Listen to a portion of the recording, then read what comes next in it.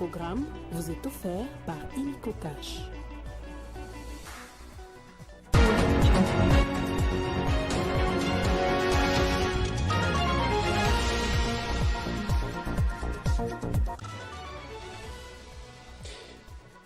La RDC et l'Ouganda ont renforcé leur coopération militaire pour venir à bout à l'activisme rebelle des ADF. Une délégation de la force terrestre ougandaise était reçue par Félix Tshisekedi qui leur a donné de nouvelles instructions. Et les médecins des hôpitaux publics, membres du syndicat national des médecins, ont annoncé un mouvement de grève à partir de ce mardi et pour une durée d'une semaine. Il s'agit pour eux de protester contre le non-respect des engagements pris par le gouvernement concernant l'amélioration de leurs conditions salariales. Bonsoir à tous et bienvenue dans ce journal. D'abord, à la présidence de la République, le chef de l'État a reçu une délégation du commandement de la force terrestre ougandaise. Ces officiers ougandais étaient conduits par le chef d'état-major des FARDC, le général Christian Chiwewe. Félix Tshisekedi a donné des instructions claires pour le renforcement de la coopération militaire entre la RDC et l'Ouganda afin d'éradiquer l'insécurité causée par l'activisme de rebelles des ADF. Détails dans ce commentaire de la presse présidentielle qui revient également sur les activités du week-end du chef de l'État. La République démocratique du Congo et la République du Congo sont deux pays frères. Ils entretiennent de bonnes relations de coopération bilatérale. Preuve de cette bonne entente, le déplacement à Kinshasa ce samedi du ministre d'État chargé de l'aménagement du territoire de la République du Congo, Jean-Jacques Bouya, émissaire du président Sassou Nguesso et porteur d'un message particulier adressé au président Félix-Antoine Tshisekedi Tshilombo. Plus tôt dans la soirée, le chef de l'État avait présidé une séance de travail avec des officiers de haut rang des FARDC conduits par le chef d'état-major général de l'armée congolaise, le général Christian Chiwewe, et une délégation du commandement de la force terrestre ougandaise. Les échanges ont tourné autour de la situation sécuritaire qui prévaut dans la partie est du pays. Après avoir suivi le rapport sur les opérations conjointes contre l'activité des ADF dans la province de l'Ituri, le président Félix-Antoine Tshisekedi Tshilombo a donné des instructions claires pour le renforcement de la coopération militaire entre la RDC et l'Ouganda pour éradiquer l'insécurité dans cette région. Et puis, lors d'une séance académique de 5 heures au Conseil économique et social, le ministre des Ressources hydrauliques et de l'électricité, Teddy Luamba, a partagé samedi sa vision sur le développement des énergies renouvelables décentralisées en RDC.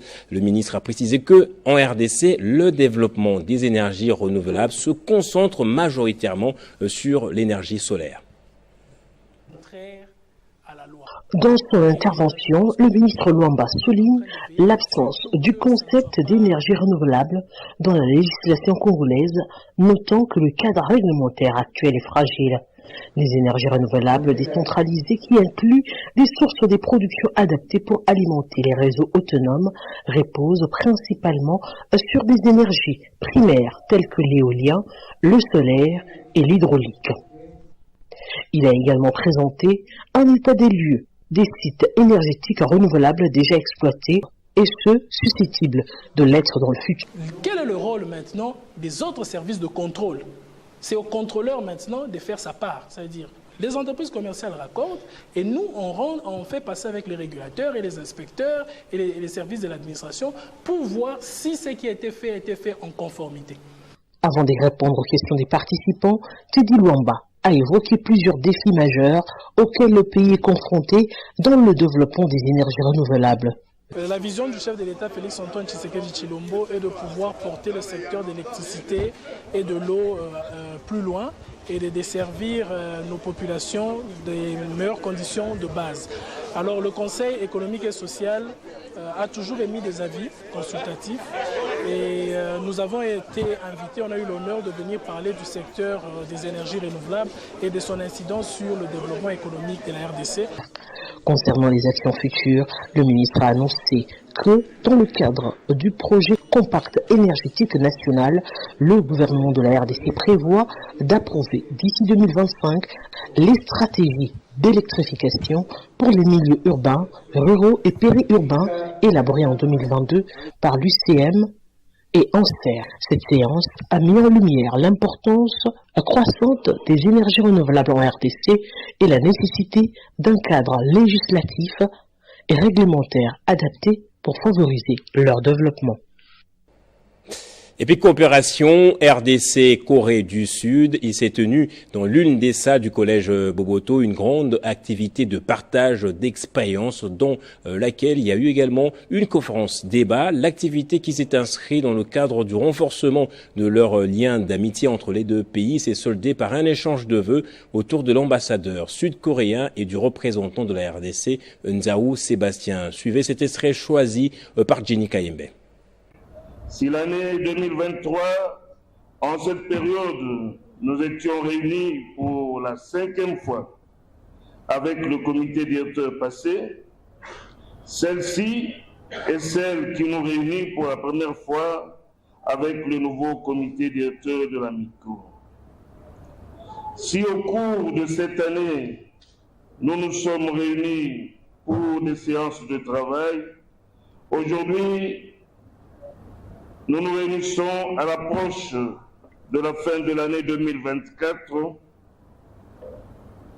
car c'est le temps de marquer un temps d'arrêt pour savoir où on est, d'où nous venons et où on va. C'est l'occasion d'élaborer le bilan des activités passées et de peaufiner le plan pour l'année qui va bientôt commencer, et de s'échanger les vœux. C'est fidèle à cette coutume qu'aujourd'hui, 11 octobre 2024, en cette magnifique salle du chapiteau du collège Boboto, que l'AMICO, avec l'appui de la COICA, organise cette cérémonie d'échange de vœux. L'année 2024 aura été celle de l'apprentissage du nouveau comité, avec tout de même quelques activités de l'AMICO en appui de la COICA, qui a, comme les années passées, perpétué la présence et la disponibilité du peuple sud-coréen sur plusieurs fronts dans notre pays, la République démocratique du Congo, comme il vous sera exposé par le secrétaire exécutif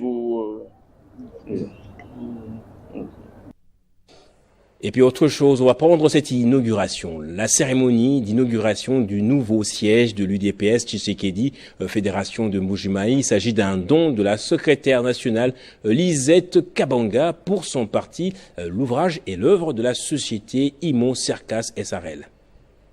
Il s'agit d'un bijou sorti des terres en un temps record. Ces bâtiments, construits au standard moderne par la société Imo Cercas SRL, que dirige l'homme d'affaires Serge Kassonda, va désormais abriter la permanence de l'Union pour la démocratie et le progrès social, l'UDPS, Tshisekedi, Fédération de Mbuji-Mayi. C'est un don d'une fille du terroir, la secrétaire nationale Lisette Kabanga Chibwabwa de l'UDP Tshisekedi, qui a personnellement coupé les rubans symboliques après avoir remis officiellement les titres de propriété de cette permanence à la Fédération UDP Tshisekedi Mbuji-Mayi.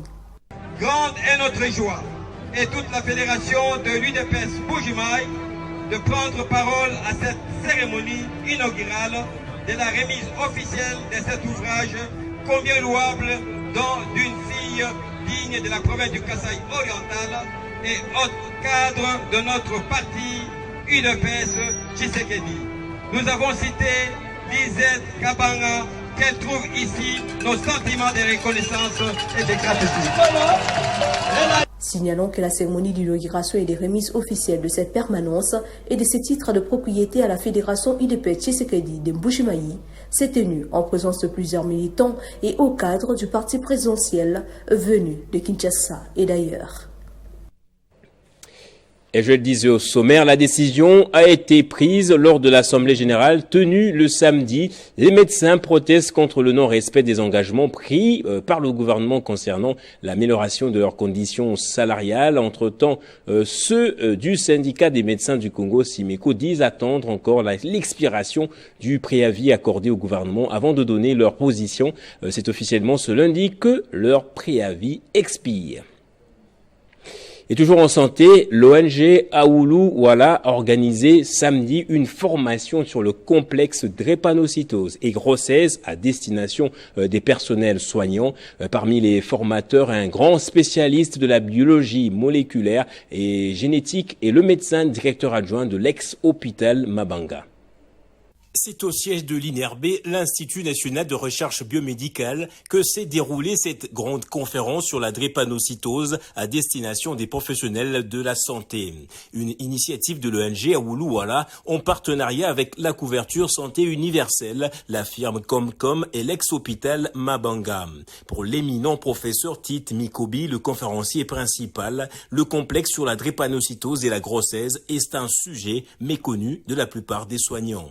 Nous avons essayé de réfléchir ensemble pour dire pourquoi ces complications pendant la grossesse.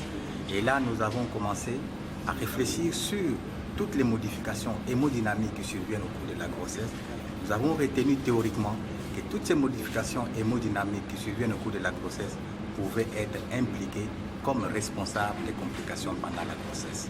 Ensuite, nous sommes passés tour à tour pour énumérer toutes les complications possibles, notamment l'aggravation des crises vaso-occlusives, l'aggravation de l'anémie.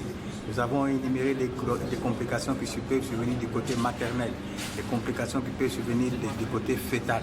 Ensuite, la grande susceptibilité de l'infection de la femme pendant la grossesse. La conférence avait donc pour but, rappelle un des responsables de l'ONG, de vulgariser la prise en charge correcte de la gestante drépanocytaire. Alors, il était question ici d'outiller le personnel soignant sur la prise en charge correcte de la gestante drépanocytaire. Comme vous le savez, une grossesse a ses complications, mais une grossesse ajoutée à la pathologie est plus compliquée que la grossesse normale. Alors ici, il fallait déjà comprendre le concept et puis s'imprégner de la prise en charge correcte. Aoulou Wala est une ONG à caractère socio-sanitaire œuvrant en RDC. Elle évolue notamment dans le domaine de la santé, l'éducation, le social, l'entrepreneuriat des jeunes et dans l'agriculture. Place au rappel des titres à présent.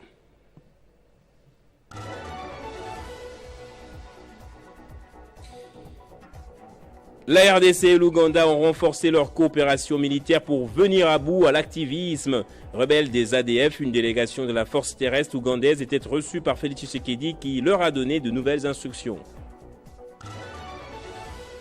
Et les médecins des hôpitaux publics, membres du syndicat national des médecins, ont annoncé un mouvement de grève à partir de ce mardi et pour une durée d'une semaine. Il s'agit pour eux de protester contre le non-respect des engagements pris par le gouvernement concernant l'amélioration de leurs conditions salariales. C'est par ici que va se refermer ce journal. Merci à vous tous, madame, messieurs, de l'avoir suivi. L'actualité est en continu sur votre chaîne.